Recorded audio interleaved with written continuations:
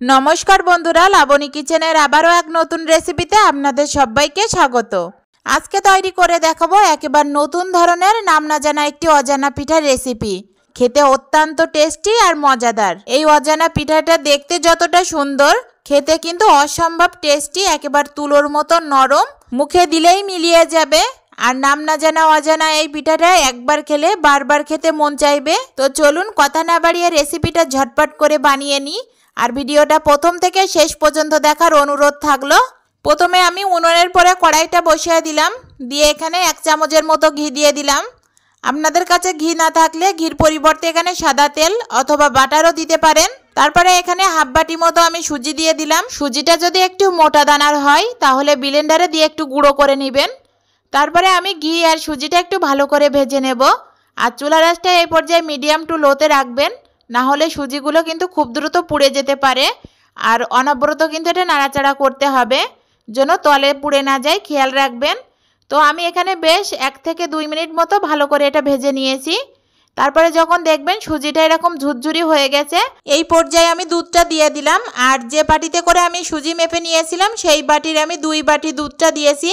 আর দুধটা আমি আগে থেকে একটু জাল করে ঘন করে নিয়েছিলাম। দুধটা দিয়ে সাথে সাথে কিন্তু নাড়াচাড়া করে ঘুটে দিতে হবে, না হলে সুজিটা কিন্তু দলা বেঁধে যেতে পারে। আর দলা বেঁধে গেলে কিন্তু এই মিষ্টিটা একেবারেই ভালো হবে না, তৈরি করা যাবে না। আর আমি এর ভিতরে কিন্তু 1 চিমটি লবণ দিয়েছিলাম। জানি না কিভাবে ভিডিওটা স্কিপ হয়ে গেছে, তবে এই লবণটা অবশ্যই দিবেন, এতে করে মিষ্টির ব্যালেন্সটা ঠিক থাকে। সুজির ব্যাটারটা ভালো করে জাল করে এরকম আটার ডোয়ের মতো পরিণত করে নিতে হবে। তো সুজির ডোটা কিন্তু আমার তৈরি করা হয়ে গেছে। আর এটা কিন্তু একেবারে শক্ত করা যাবে না, একটু নরম থাকলে সমস্যা নেই, তবে শক্ত করা যাবে না, তাহলে এটা পরে মাখতে সমস্যা হবে আর ভালো পিঠা কিন্তু তৈরি হবে না। সেজন্য একটু নরম করে রাখবেন। তো আমি কিন্তু এটা একটু নরম করে রেখেছি। তারপরে এটা আমি 2-3 বার ভালো করে গরম গরম অবস্থায় একটু মাখিয়ে নিলাম। আর অবশ্যই চেষ্টা করবেন একটু গরম গরম থাকা অবস্থায় মেখে নিতে, তাহলে এটা অনেক সুন্দরভাবে মাখতে পারবেন। তো আমি একটা প্লেট থেকে একটা থালার পরে নামিয়ে নিলাম, এতে মাখতে ভালো করে সুবিধা হবে। আর স্টিলের থালাতে সুজির ডোটা মাখার আগে এখানে অবশ্যই একটু তেল মাখিয়ে নেবেন, তাহলে হাতেও লাগবে না আর থালাতেও কিন্তু আটকে যাবে না। তো আমি তেলটা মাখিয়ে নিলাম। আপনারা চাইলে তেলের পরিবর্তে এখানে কিন্তু ঘি বা বাটার যে কোনো কিছু একটা লাগিয়ে নিতে পারেন। সুজির এই ডোটা মাখতে মাখতে যদি একটু বেশি নরম থাকে তাহলে এখানে একটু ময়দা মাখিয়ে নিতে পারেন। ময়দাটা দিলে কিন্তু পিঠেটা আরও বেশি নরম আর সফট হবে, তুলোর মতো নরম। তো আমি এখানে আর একটু সামান্য মতো ময়দা দিয়েছিলাম, হাতে আটকে আটকে আসছিল তাই। আর তেলও কিন্তু এখানে একটু দিয়েছিলাম। তো দেখেন মাখতে মাখতে কত সুন্দর একটা ডো তৈরি হয়ে গেছে। এবার আমি পিঠাগুলো শেপ দিয়ে নেব। তো এখানে প্রথমে একটু লেচি কেটে নিলাম, নিয়ে হাত দিয়ে এরকম গোল করে নেব, নিয়ে একটু চ্যাপটা করে 4 কোনা সাইজ মতো এরকম করে নেব ডিজাইন দিয়ে। আর এই ডিজাইনটা কিন্তু আপনাদের পছন্দ মতো দিতে পারেন, যার যেটা ইচ্ছা। এই পিঠাগুলো হাতে এরকম তৈরি করার পরে দেখেন পিঠার গায়ে কিন্তু কোনো রকম কোনো দাগ বা ফাটল নেই, এতে করে বোঝা যাবে পিঠাগুলো অনেকটা সফট হবে আর নরম তুলতুলে। পিঠাগুলোতে আমি এইবার ডিজাইন তৈরি করে নেব। তার জন্য আমি এখানে ছোট একটা স্টিলের চামচ নিয়েছি, চামচের পেছনটা দিয়ে এরকম দাগ দিয়ে নেব। প্রথমে লম্বা করে দাগ দিব, পরে এর উপর দিয়ে এরকম আড়ে আড়ে ভাবে দাগ দিয়ে নেব। আর আপনাদের কাছে যদি এরকম চামচ না থাকে তাহলে আমরা যে আইসক্রিম খাই, আইসক্রিমের যে কাঠিটা থাকে ওই কাঠি দিয়েও কিন্তু এভাবে দাগ দিয়ে নিতে পারেন, এতে করে দাগটা আরও একটু বেশি মোটা মোটা হবে। তো দেখেন এইভাবে কিন্তু আমি সবগুলো পিঠেতে এরকম দাগ টেনে নেব।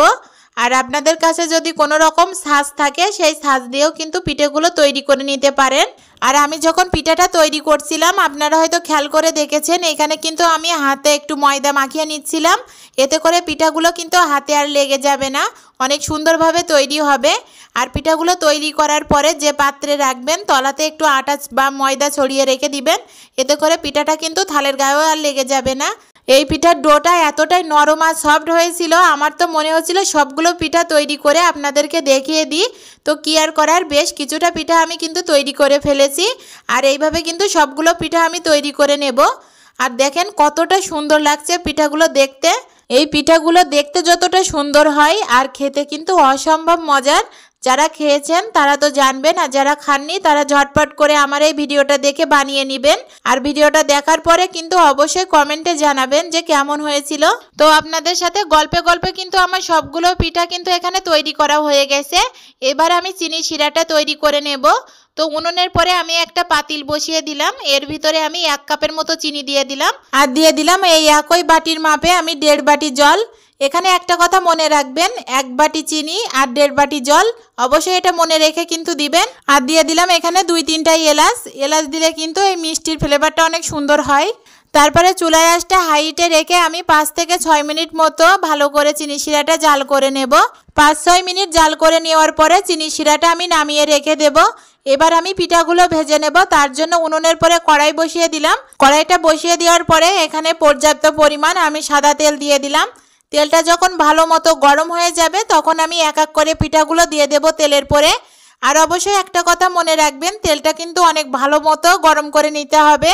যদি তেলটা কাঁচা থাকে পিঠাগুলো দেন তাহলে পিঠাগুলো কিন্তু ভেঙে ছড়িয়ে যেতে পারে। তো আমি তেলটা কিন্তু অনেক সুন্দর মতো গরম করে নিয়েছি। আর যখন দেখবো তেলের উপর থেকে ধোয়া ধোয়া উঠছে তখন চুলার আঁচটা একেবারে লো করে রাখতে হবে। তারপরে এক এক করে আমি পিঠাগুলো তেলের পরে দিয়ে দিলাম।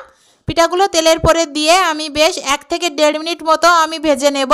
তারপরে পিঠাগুলো আমি উল্টিয়ে দিলাম। আমি এখানে আপনাদেরকে ছোট্ট একটা টিপস বলে দেই, এটা অবশ্যই খেয়াল রাখবেন। পিঠাগুলো কিন্তু একেবারে গাঢ় লাল লাল করে ভাজতে যাবেন না, তাহলে এগুলো কিন্তু চিনি শিরার ভিতরে দিলে চিনির শিরাটা কিন্তু পিঠার ভিতরে আর ঢুকবে না, পিঠাগুলো কিন্তু শক্ত হয়ে যাবে। সেজন্য হাই হিটে করে 2 থেকে 3 মিনিটের মধ্যে পিঠাগুলো ভেজে তুলে নিতে হবে। প্রথমে আমি পিঠাগুলো 1.5 মিনিট হাই হিটে রেখে আমি ভেজে নিয়েছি। তলের পাশটাও উপরের পাশটাও কিন্তু 1.5 মিনিট মতো আমি ভেজে নিয়েছি। আর পিঠার কালারটা দেখেন অনেকটাই কিন্তু চেঞ্জ হয়ে এসেছে, হালকা হালকা লাল হয়েছে। আর এটা কিন্তু ভেজে একেবারে গাঢ় লাল করা যাবে না, আপনাদেরকে বলে দিলাম। এবার আমি তেল ঝরিয়ে এই পিঠাগুলো তুলে নেব। পিঠাগুলো তুলে নেওয়ার পরে আমি একটা সার্ভিং প্লেটে সার্ভ করে দেখাচ্ছি। তো দেখেন কতটা সুন্দর হয়েছে। আপনারা কিন্তু এইভাবে তেলে ভেজেও কিন্তু এই পিঠাগুলো খেতে পারেন। এবার আমি পিঠাটা চিনি শিরার ভিতরে ডুবিয়ে দেব। আর এই চিনি শিরাটা কিন্তু একেবারে ঠান্ডা বা একেবারে ফুটন্ত গরম শিরাতেও কিন্তু দেওয়া যাবে না। শিরাটা যখন কুসুম গরম থাকবে সেই সময় কিন্তু পিঠাগুলো শিরার ভিতরে ডুবিয়ে দিতে হবে। আমি একটা আঙুল দিয়ে দেখিয়ে দিলাম, ঠিক যতটা পর্যন্ত আপনি সহ্য করতে পারবেন সেরকম অবস্থায় কিন্তু পিঠাগুলো ডুবিয়ে দিতে হবে। তো ডুবিয়ে দেওয়ার পরে আমি একটা ঢাকনা দিয়ে 4 থেকে 5 ঘন্টা পর্যন্ত আমি রেস্টে রেখে দেব। এতে করে কিন্তু পিঠাগুলো অনেক সুন্দর মতো ভিজে যাবে। আপনারা কিন্তু রাত্রেবেলা সারা রাতের জন্য কিন্তু এটা ভিজিয়ে রাখতে পারেন। তো আমি 5 ঘন্টা পরে পিঠাগুলো আপনাদেরকে দেখিয়ে দিচ্ছি। তো দেখেন কতটা সুন্দর হয়েছে। আর এর যে শিরাটা ছিল এটা কিন্তু পুরোপুরিভাবে পিঠার ভিতরে এটা টেনে নিয়েছে। আপনারা হয়তো আগে থেকে খেয়াল করে দেখতে পারেন, আমি কিন্তু এখানে অনেকটা পিঠা চিনি রসের ভিতরে কিন্তু ভিজিয়ে রেখে দিয়েছিলাম। তবে এই পিঠাটা 4-5 ঘন্টা হতে হতে কিন্তু অনেকটাই আমাদের খাওয়া হয়ে গেছিলো। এই পিঠাটা খেতে এতটা টেস্টি আর নরম সফট ছিল কি বলবো, গালে দিলেই মিলিয়ে যাচ্ছে। আমি এখানে আপনাদেরকে প্রত্যেকটা পিঠা হাত দিয়ে তুলে দেখিয়ে দিচ্ছি। তো দেখেন কতটা নরম আর তুলতুলে হয়েছে। পিঠাগুলো কিন্তু একেবারে রসে টইটুম্বুর হয়ে ফুলে উঠেছে। আমি প্রত্যেকটা পিঠা দেখেন হাত দিয়ে এরকম চাপ দিলে কিন্তু রস টপ টপ করে পড়তেছে। তো আমার এই নাম না জানা অজানা পিঠার রেসিপিটা যদি আপনাদের কাছে ভালো লেগে থাকে অবশ্যই বাড়িতে একবার ট্রাই করবেন। আর আমার চ্যানেলে নতুন হয়ে থাকলে চ্যানেলটা সাবস্ক্রাইব করবেন, পাশে থাকা বেল আইকনটিতে ক্লিক করবেন নিত্য নতুন ভিডিও পেতে। ধন্যবাদ সকলকে।